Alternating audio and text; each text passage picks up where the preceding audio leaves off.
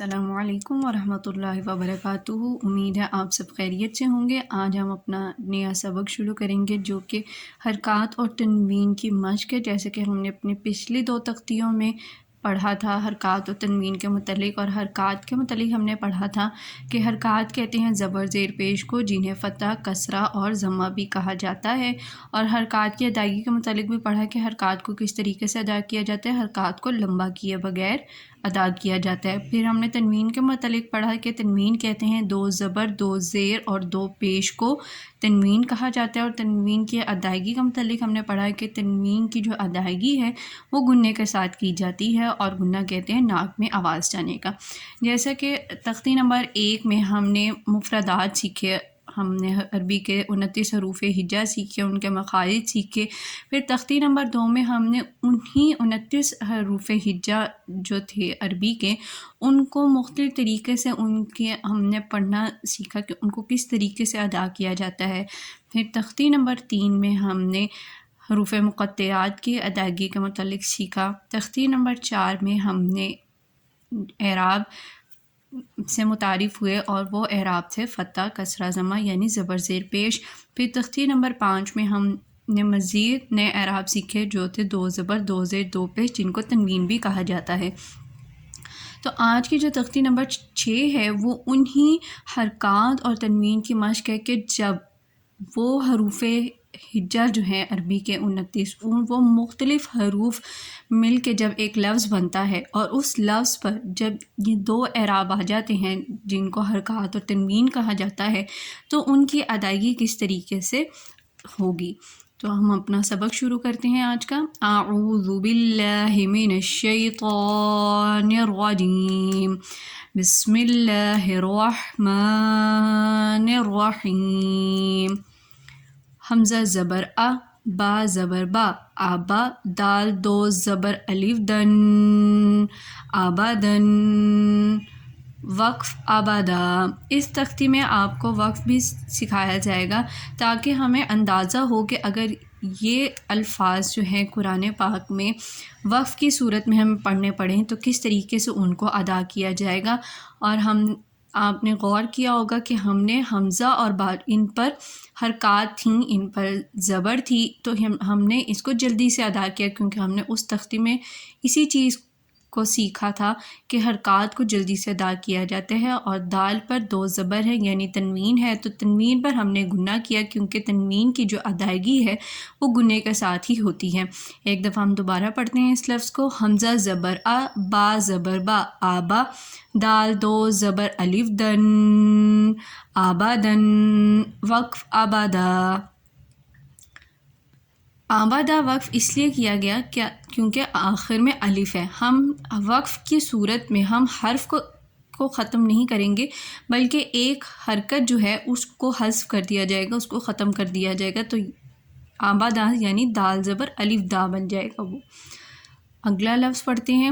حمزہ زبر آ، ہا زبر ہا، آہا، دال دو پیش دن، احدن، وقف احد۔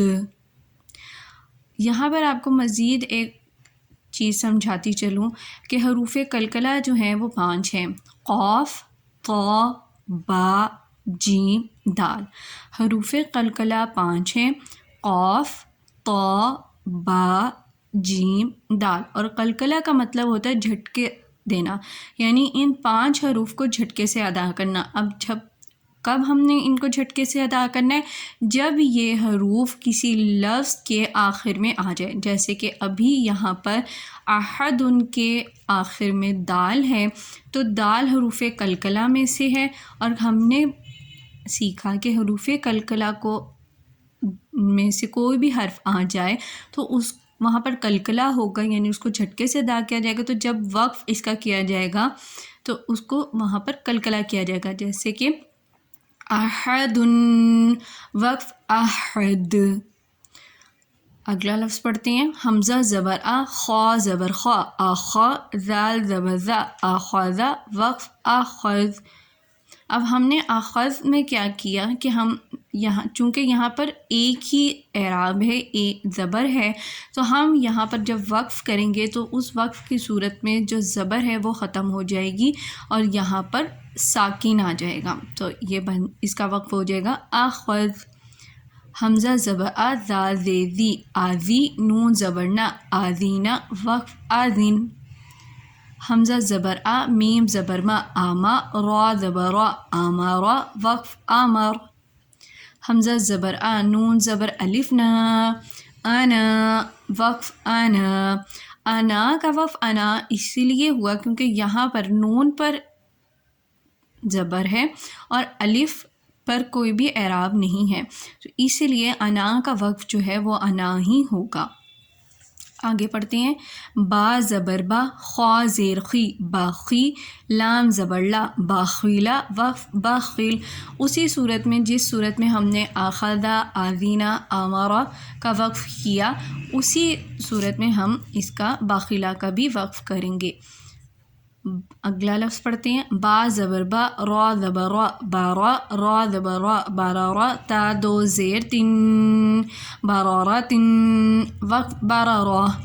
جب آخر میں کسی لفظ کے آخر میں یہ گول تا جس کو عائشہ والی تا بھی کہا جاتا ہے، جب یہ آ جاتی ہے، مثال سمجھانے کے لیے کہا جاتا ہے کیونکہ جب ہم عائشہ نام لکھتے ہیں عربی میں تو اسی طرح کی گولتا آخر میں آتی ہے، تو پھر اس کو جب ہم نے وقف کرنا ہوتا ہے تو یہ ہاں میں تبدیل ہو جاتی ہے، باراراتن، وقف بارارہ، جیم زبر جا، عین زبر آ، جاع، لام زبر لا، جاعل، وقف جاعل، جیم زبر جا، میم زبر ما، جامع، عین زبر آ، جامع، وقف جامع۔